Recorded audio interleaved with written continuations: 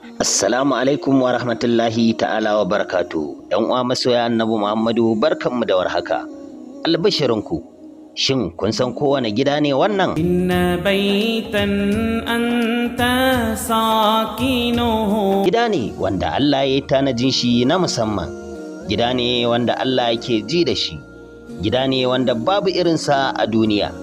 Gida ne mafi tsada a daraja. Laisa muhtajan ila suruji. Wannan gida dai gida ne mai girman tarihi ga musulmai, domin daga nan ne musulunci ya soma. Wajhukal waddahu hujjatuna. A wannan gida ne wasu ango da amarya suka zauna.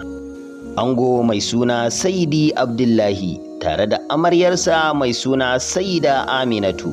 Allah ya ƙara musu yarda. Qad atahu Allahu bil faraji. Wannan gida dai Allah ya girmama shi da wasu manyan abubuwa wanda ya sanya ya fifici sauran gidaje. Faza man qad kunta bighayatahu wasama fi arfa'i daraji. Gida ne wanda manya-manyan bayan Allah suka shige shi, kama daga kan mala'iku, annabawa, matan hurul in da dai sauransu. Ya kariman jadda rahatuhu. Kaɗan daga cikin annabawa da manyan bayan Allah da suka halarci wannan gida. Hubbukum fi qalbina mahbub. Na farko annabi Adamu, annabi Shisu, annabi Nuhu, annabi Idrisu, annabi Ibrahimu, nana Asiyatu, nana Maryamu, da wasu daga cikin matan hurul in. Min ra'ini dhanbi wal haraji. Shi dai wannan gida a nan ne aka yi haihuwar da ba a taɓa yin irinta ba a duniya,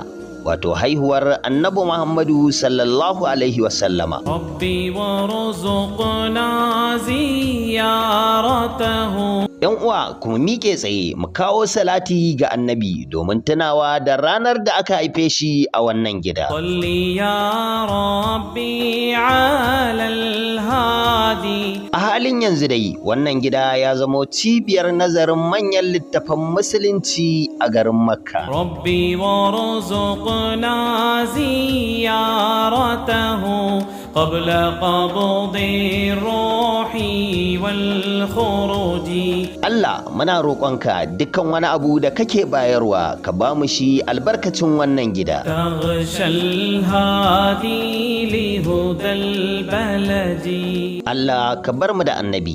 Daga naku Muhammad Daha Rabiu wanda kuka fi sani da Muradi.